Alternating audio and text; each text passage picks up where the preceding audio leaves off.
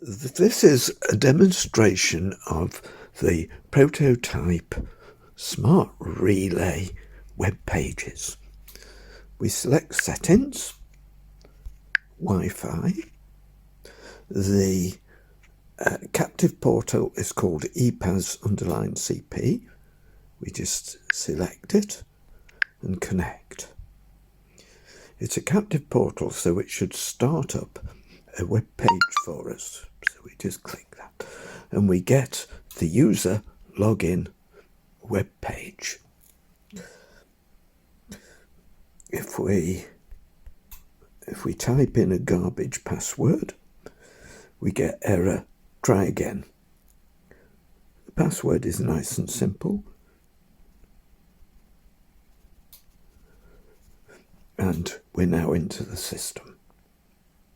Here we can see the selection of options, plus at the bottom a quick summary of what the system is. EPAS Smart Relay version 1.1. We can go into set time. We can set the time on, perhaps change it to 7 o'clock. There we are. We can set the unit time. Perhaps we'll advance it to 12:08 and we do submit. Give it a couple of seconds and the time should update. We can go into GS set parameters. Here we have a set of test parameters, very low timings. We look at the fog on and fog roller on and the fog roller off times at 10 and 12 seconds. If we go back out and into the runtime log, we can see that the fog roller on is 10 seconds, the fog roller off is 12 seconds. We can change the parameters. Perhaps we change the fog roller on to 5 and the fog roller off to 7. We do submit, go back to the runtime log, and we should see the data being updated. Fog roller on 5, fog roller off 7. So we can see that we can change the GS parameters. We can go into set water parameters. The GS parameters are set using text boxes where we enter the values numerically. Here we're using sliders with a min and max value. We can just drag the sliders about.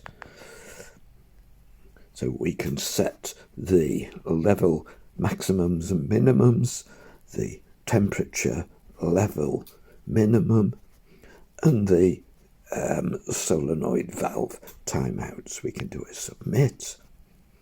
Just go back in to check, and we see that the values were saved.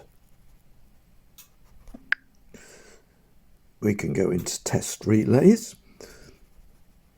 At the moment, it is showing that the controller is on, and as the relays change, we can see the values updated. The fog roller had been off, it went on, it's off again. In a second or two, it should go on.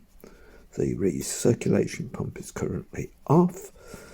In a few seconds, it should go on again. There we are. So we can see the relays operating. If we want to test the relays, we can switch the controller off. All the relays go off automatically. Here we can see we can switch the relays on and off just to do the tests, and in the background you can hear them clicking. To switch the system back on, we click controller off and it switches them back on. And if we look at the runtime log, we can see that the system is operating again.